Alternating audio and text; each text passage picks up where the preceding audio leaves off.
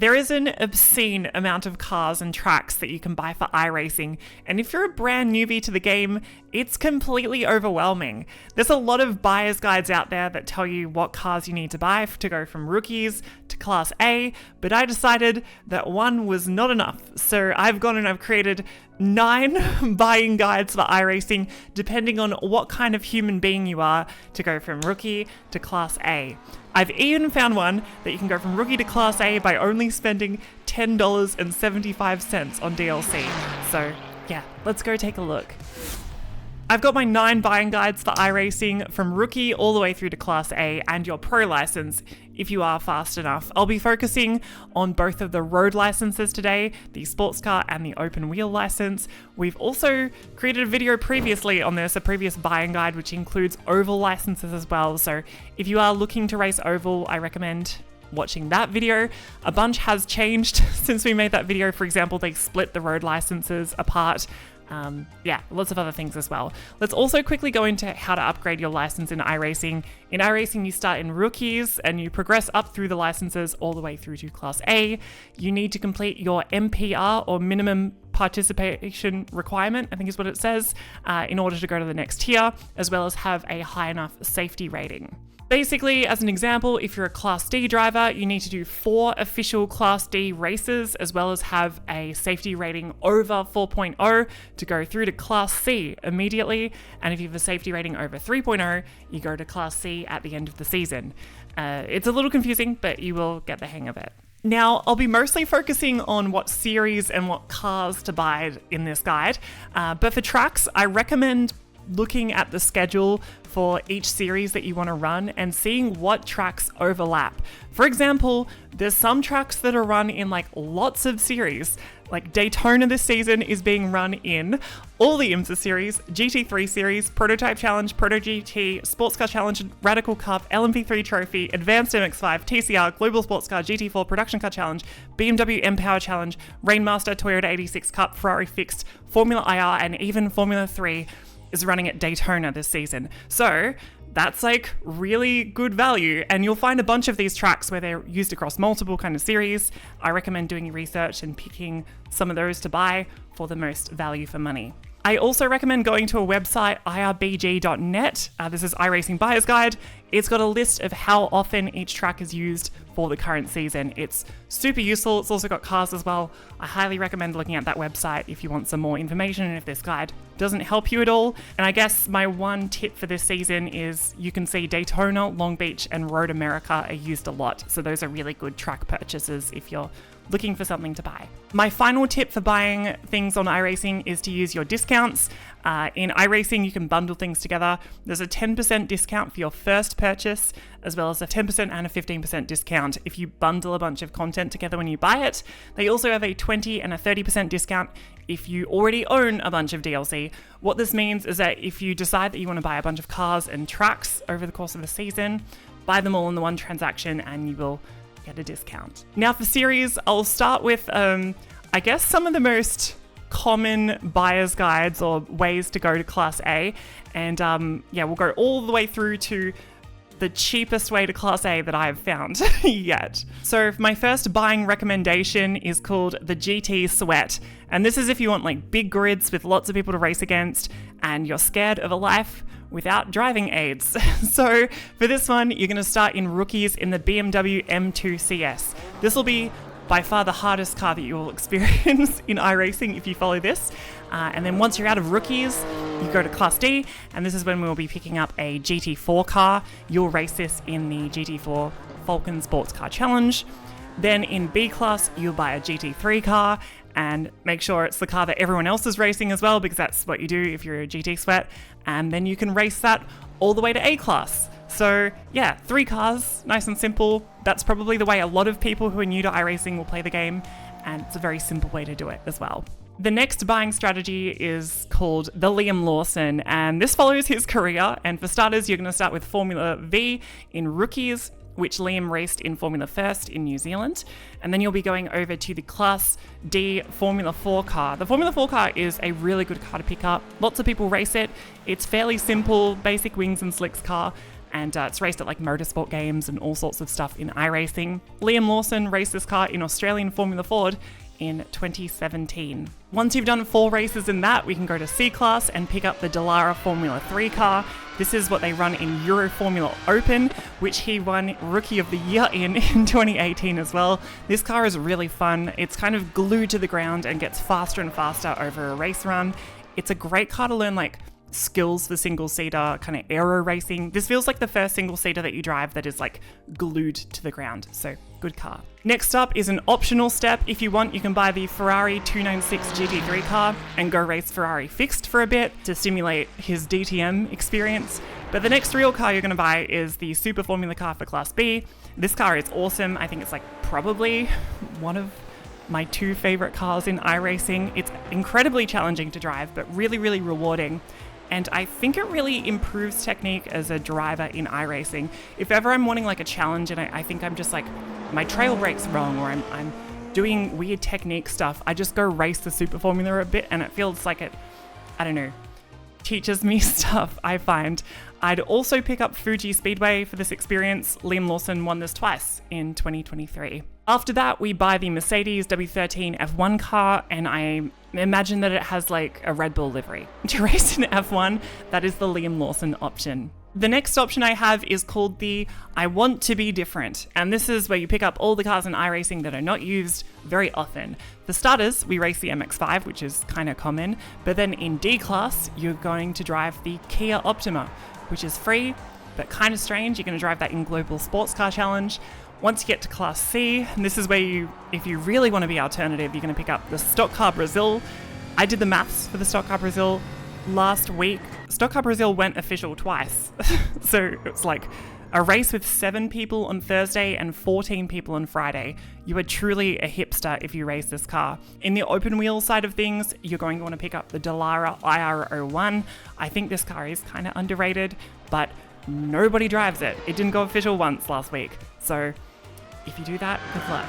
If you do manage to make it through to Class B, you're going to want to pick up the Aston Martin DBR9. It does also go official all the time, which is great news, unlike the Stock Car Brazil. So you'll get to race this one a little bit more. After that, you're going to make it to A-Class. If you want to be hipster here, you can look at all the cars that are raced in IMSA and pick the slowest car that nobody is running. Track-wise, I'd also follow the instructions earlier in the guide, but if you really want to be the most alternative driver in the entire world on iRacing, and you have like 0 normie blood in your body, you're going to want to buy Cadwell Park, then you're going to want to buy Knock Hill, Sandown, and the Mount Washington Hill Climb, which is actually awesome to drive, to be honest. You can cut laps up the hill for ages, but it feels like not a lot of people buy it.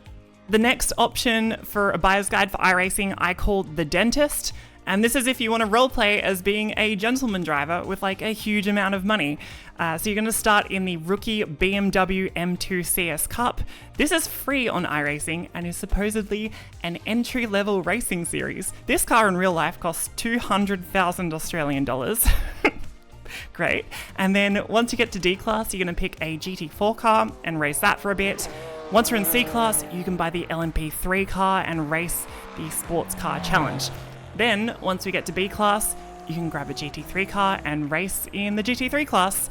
And IMSA in A-Class, you can pretend you're in a WEC if you want. If you really want to take the roleplay seriously, this is where the point, you go to your local sim racing team and you find a driver with like 9k I rating and you offer to pay them to drive with you in like the B-Class IMSA Endurance Series for like the full gentleman driver experience. The next buyer's guide I have is called the I Am Terrified of the Setup screen. And this is a list of series and cars that you can buy that will enable you to go fixed setup racing and you never have to look at the setups.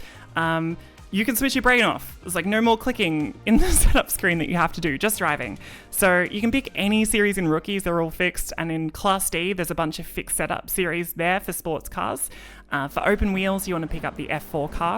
And then once we get to Class C, you can pick up the Porsche Cup car, and in open wheels, the Super Formula Light car. They both are fixed series. And then finally, you can pick up a GT3 car or a Super Formula to race Class B. And there you go, all the way to A-Class license, and you've not even opened the garage screen. Amazing. Next up is the Back in My Day option, and this one features a lot of cars that are quite old. For starters, we're going to pick the MX-5 and rookies, and then we're going to move over to the Spec Racer Ford. This car has basically stayed the same since the 1980s. In Class C, you're going to want to pick up the Audi or the Nissan IMSA vintage car, and then in Class B, you're going to want to pick up the Ford GT GT2. This Ford GT is from like 2008, and Ford has left GT racing and come back to GT racing like twice since this car was last raced. For open wheels, you want to grab the Formula V, which is free, which is basically like a Volkswagen Beetle engine. And then you want to grab the Skip Barber Formula 2000 in D, because that car doesn't really exist anymore. And then you'll grab the classic Lotus cars in Class C. My next one is called the Power option, and this one is just all of the biggest engines that we can find, and we're going to focus on sports car for this one. For starters, you're going to want to run the BMW M2 CS, and then we race the Ford Mustang FR500S in Class D with its V8 motor. And then in Class C, we obviously want to pick up the Australian V8 supercar, either the Ford or the Chevy, before grabbing the Chevrolet Corvette C6 GT1 car to race in Proto GT Challenge. This is unironically a really great car to buy. It is underused in iRacing, I think, but it's a lot of fun to drive. It's got lots of power. It's got a way more grip than you think it does. I think it's really fun. And then finally, in Class A, you can buy the Cadillac GTP for maximum engine. Yeah.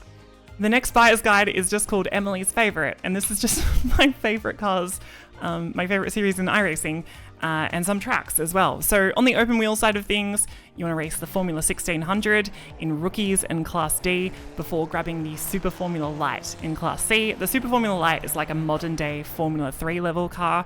It's got lots of grip, but it has a good amount of power, so you can kind of get into trouble with it as well.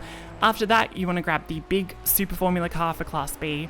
Super Formula Light and Super Formula, actual Super Formula, run the same track each week, so if you want to kind of save money, you can buy 2 cars and 1 track, and you can kind of like alternate the 2 of them back to back if you'd like. That's an option. And then in sports cars, you'll want to race the MX-5 and rookies and then jump into Production Car Challenge. You can pick any car here, and there's a bunch of cars that are free, like the Toyota 86. This series is multi-class.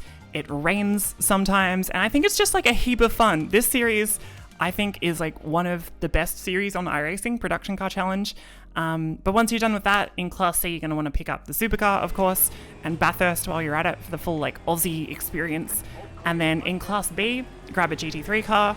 At the moment, my favorite's the McLaren 720S I'm really liking. And then in Class A, of course, you want to buy the Ferrari 499 GTP. It's so beautiful and I love it, even though it's like too fast for real life in iRacing. Okay, and my final buyer's guide is called the I have no money, but I want to do skids. And this is where I found the cheapest way to go from rookies to Class A. So the first thing that we need to know about this strategy is if you have no money, you never want to buy tracks. Tracks are for losers on iRacing. We're going to buy no tracks whatsoever. But to start with, you're going to have to subscribe to iRacing like normal, which costs money, which you don't have because you spent all your money on like a SimuCube somehow. iRacing and the FIA do have a partnership for free, like 12-month subscriptions. For example, if you're Australian, you can get a free iRacing membership through Motorsport Australia. So I would have a look at your local FIA ASN for your country and see if they have like a deal available as well. Once you're into iRacing though, you're going to run a race rookies in Class D. Both of those are completely free. You can run with free cars. In Class C, it gets a little tricky. At this point, you're probably going to want to run Advanced MX-5 Cup, and you're going to want to wait for a free track. Last week, it was at Summit Point Raceway, which is free. And then once you're at B class, you actually technically do need to buy a car. So good thing is that iRacing has a 10% discount for your first purchase. So the cost of that one car will come down from $11.99 to $10.75.